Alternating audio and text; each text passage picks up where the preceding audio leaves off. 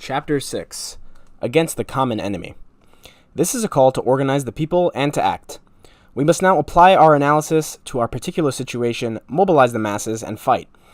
Our goal for this period is to help build a mass anti-imperialist movement and to build the armed struggle, the guerrilla forces. Legal and clandestine struggle are both necessary, agitation and attack, peaceful methods and violent methods, sometimes organizing the people step by step, and sometimes taking a leap through action to a new level. Mass work and armed struggle are united in revolution. Each needs to support and affirm and complement the other. These are different fronts, interdependent and allied against the common enemy. Above ground and underground, we face the same political questions. Who do we organize? How do we bring our politics to life in practice? How do we sustain the struggle? Our enemy is U.S. imperialism, the enemy of all humankind. Our goal is to attack imperialism's ability to exploit and wage war against all oppressed peoples. Our final goal is the complete destruction of imperialism, the seizure of the means of production, and the building of socialism. To create the conditions in which we can take the offensive, destroy the old system, and build a new life, we must weaken and at least partly destroy the empire. The weakest points of empire lie in its control of the colonies, and this is why Third World liberation is leading the struggle against imperialism. We need organization. Activists are searching for direction, some common ideas, strategy, and practice to unite around. It is frustrating and crippling to individual revolutionaries and groups to have no unified impact on history as it is being made. We all feel the need to work as part of a whole larger than ourselves, to see our individual contributions add up to something meaningful. Organization unites, gives direction and breadth to particular political work. Activists and militants want to build something bigger, where activities lead to shared results, where masses of people can organize their strength. Anti-imperialist organization is what we need.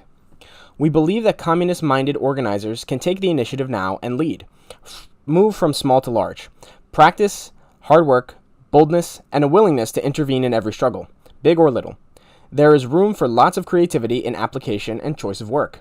Go to the people, organize and mobilize, build a struggle, read and study, carry your books. There is no substitute for practice in determining the revolutionary path. Conditions are developing more rapidly than is easily realized. This is not yet a program. Rather, it is an ideological foundation and the tools for building agitational work. Go to the people. The United States people entered the 1970s weary of war, skeptical of government leaders, uncertain about the future. Masses of people have been torn away from imperial mythology, from the standard of male supremacy, from allegiance to the state. In search of more drastic solutions to the current social dislocations, people opened to the possibility of revolutionary consciousness. The 1970s bring inflation, recession, unemployment, the chance of war, and crisis after crisis in the lives of millions here. We can foresee a time of food riots, unemployment councils, tenants' anti-eviction associations, neighborhood groups, anti-war organizations. The left must organize itself to understand the continuous crisis of our time and mobilize the discontent into a force for freedom. Organize poor and working people. Go to the neighborhoods, the schools, the social institutions, the workplaces, agitate, create struggle, link up the issues that describe the system. Tell the truth. We believe that radical teachers should work in schools, in working class neighborhoods, in community or junior colleges. Radicalize other teachers. Organize the parents. Teach and encourage your students. Health workers can choose hospitals and clinics in poor communities. Cultural activists, street players, artists, writers should propagandize and relate to poor and working people. Community-controlled and counter-institutions should be made into insurgent bases. Organize among youth. Organize among women. Communists should play a big role in these movements. These popular upheavals which have spawned us. This is our strength. Revolutionize existing projects and movements. Analyze real situations. Intervene with a revolutionary anti-imperialist perspective. Organize to survive. Support the people's right to food, adequate shelter, and decent health care. Oppose Hugh attacks on women and the poor. Fight to live. Impeach Nixon and jail him for his major crimes. He's one of the top criminals of the century, a war maker and a life taker. His isolation and exposed condition in the mirror image of the U.S. defeat in Vietnam. Nixon merits the people's justice. Politics in command. There are 1,000 threads of forward motion in the social explosion of our times. 1,000 threads to untangle and engage. Find a way for everyone to fight the enemy. Unite the anti-imperialists. There are some politics that are necessary for successful activity, things to carry with us in our work. Internationalism. Revolutionaries are internationalists. Our job is to build international class consciousness, to make connections among people. A good program must synthesize, not separate, the struggles of third world peoples with our own, to uncover the relationship between Watergate and the Vietnam War, to nourish our identification with the struggle of Cuban women rather than our distinctiveness, to find the commonality between the white worker and the unemployed Puerto Rican. A good program mobilizes and teaches. The rulers scapegoat third world people for the failures of the system. They say, the American people are being deprived of their right to oil by the Arabs. Welfare mothers, not the defense budget, are responsible for higher taxes. Chilean socialism stole our copper mines. We cannot allow the maintenance of a pacified sector of privileged workers here. Rather, we can find ways to identify our interests with the interests of all oppressed people everywhere and sharpen the class struggle. Liberal, anti-internationalist slogans have been put forth through the history of our movement.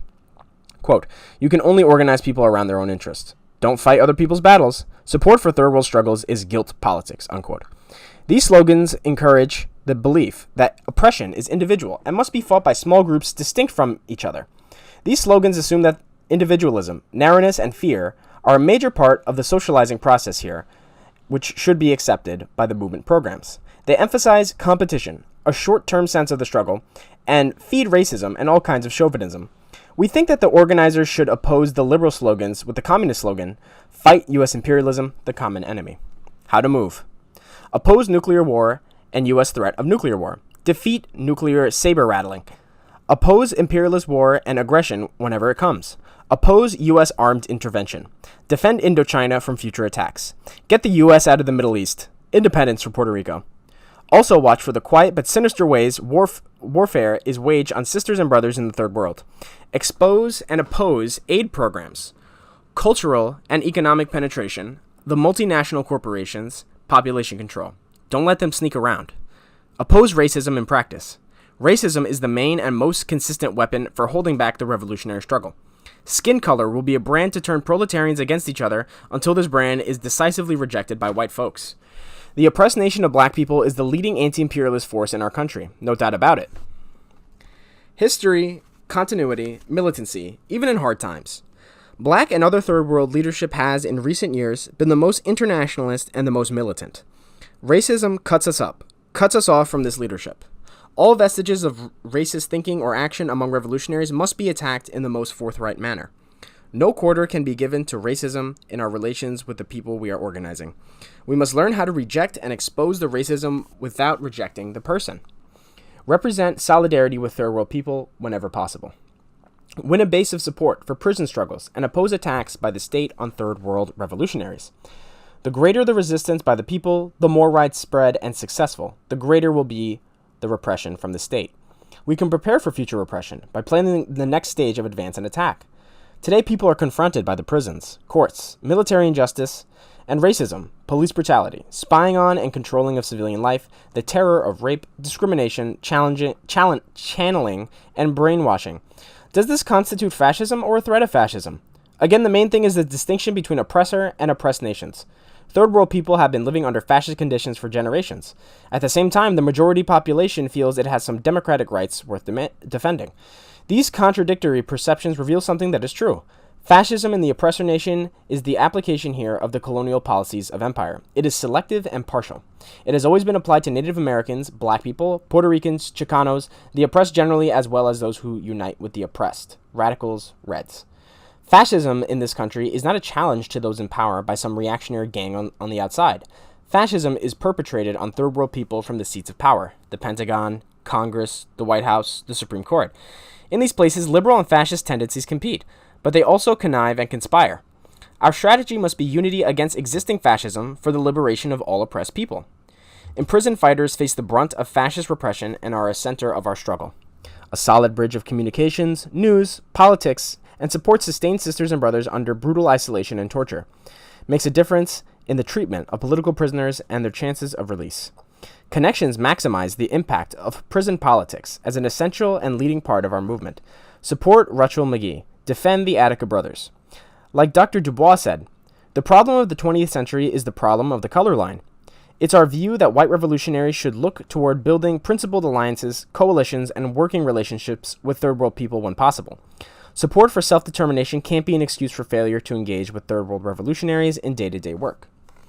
A new practice should develop in which we learn from, struggle with, but don't prejudge or attempt to direct third world freedom fighters. Fully understanding and support for self-determination is the basis for this kind of getting together.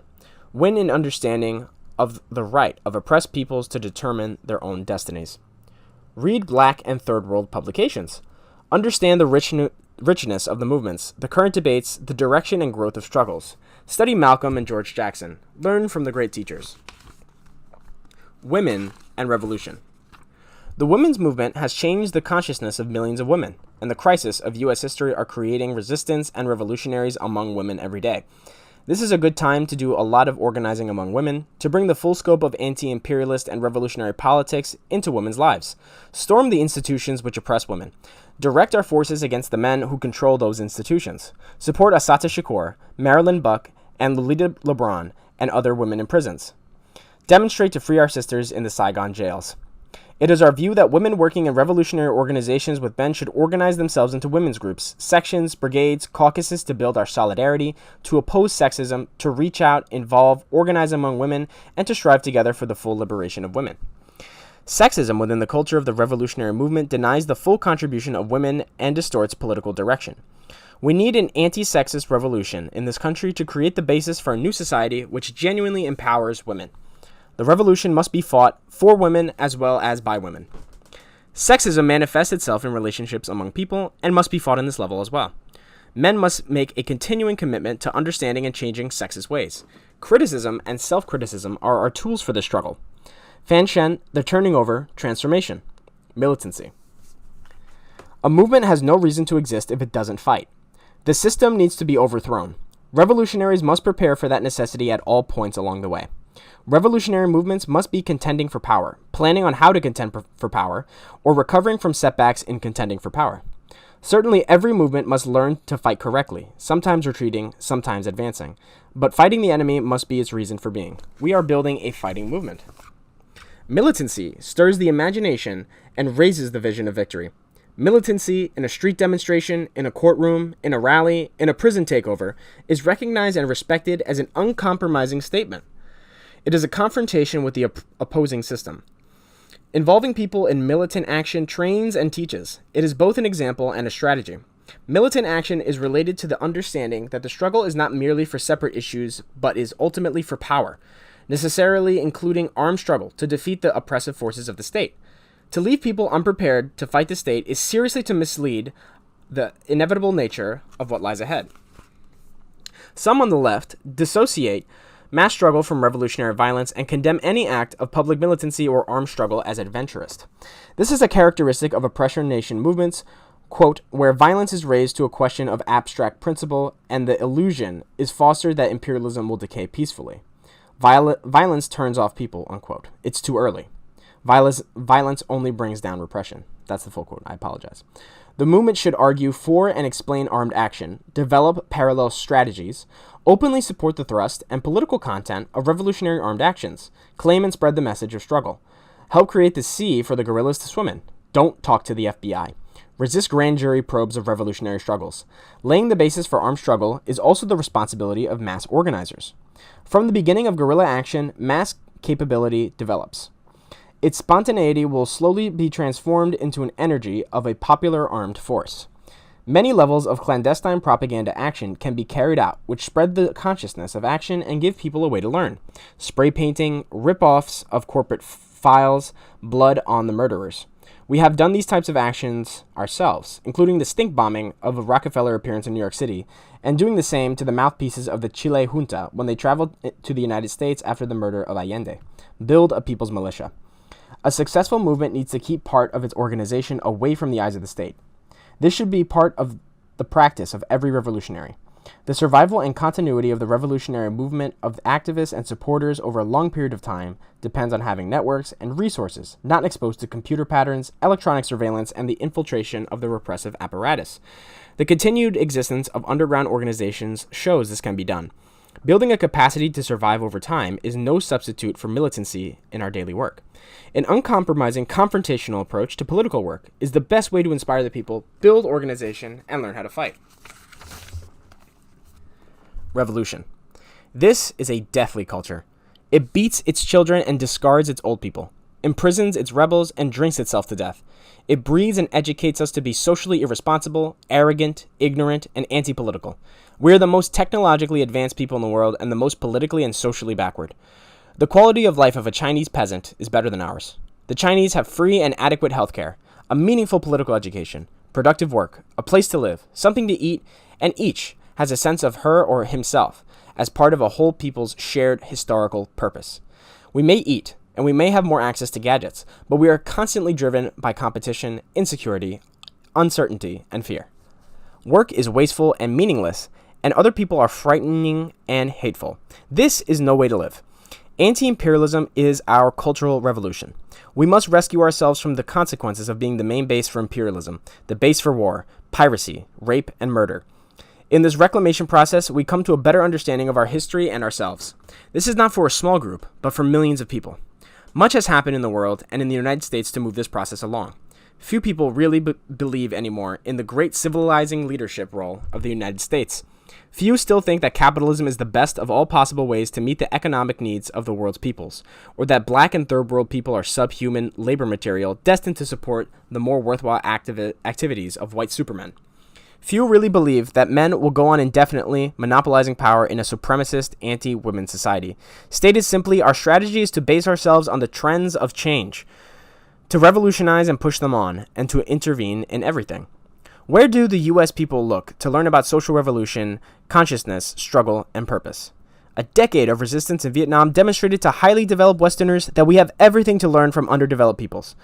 The revolutionary struggle is the social form from which we will deal with the crises of imperialism in decline. We learn from third world people who resist U.S. tyranny with a unity born in a sense of collective power and purpose.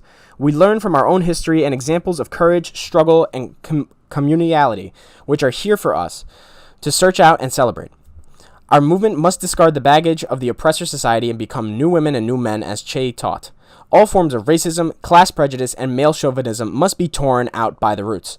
For us, proletarianization means recognizing the urgency of revolution as the only solution to our own problems and the survival of all oppressed people. It means commitment, casting our lot with the collective interest and discarding the privileges of empire. It means recognizing the revolution is a lifetime of fighting and transformation, a risky business, and ultimately a decisive struggle against the forces of death. Proletarianization is a process that is necessarily ongoing. Breaking through to a higher level of engagement and commitment in 1968 is no guarantee that the level will be sustained in 1974. Standing still over time is sliding back. Commitment and engagement must be continually renewed. We create the seeds of a new society in the struggle for the destruction of the empire. For our generation, that has meant the birth of communalism and collective work in the most individualist, competitive society in the world. Revolution is the midwife bringing the new society into being from the old. The culture of our communities, the people we try to become, we are forged in the process of revolutionary war, the struggle for liberation. We are called on to commit ourselves to the struggle, and time is pressing. People are already dying. Lives are wasted, worn. Life itself depends on our ability to deal a swift death blow to this monster. Bottom of page 146. A Vietnamese child and what seems to be his sibling. End. I want to thank everyone who has listened to this short audiobook the last several months for listening. I thank you very much. It has been an incredible experience to sit here and record the amazing words of the Weather Underground and their beautiful pamphlet, Prairie Fire. I would like to ask you guys, for those who still watch, have been watching on a consistent basis, what book I might narrate next. If you guys would like to open up the discussion of Prairie Fire even further, I would love to do some more content on that. It is a really important, short, easy-to-grasp manual of what revolution might look like in the United States. Moreover, it is incredibly helpful in uncovering American history, all of its wrongs, but also all of its potentials. The women's struggles, black struggles, indigenous struggles, the struggles of third world people, which were egged on by the United States. Had the United States not existed as that monster, who could say that consciousness would have been raised in this country? We need, as the book says, to build a revolutionary mass movement centered around anti-imperialism, one that brings the enemy home, one that brings the chickens home to roost, one that we struggle against. We need to struggle against that movement, against the right forces, against the liberals who seek to denigrate our movement, call us crazy radicals, simply because we seek to build a better world. I encourage all of you guys to read this book as many times as you want. Take notes. Ask me questions. I would love to engage with you. I won't share my name, but please reach out. Ask me questions. Give me your thoughts on what you think revolution in America might look like. Thank you very much for listening. God bless.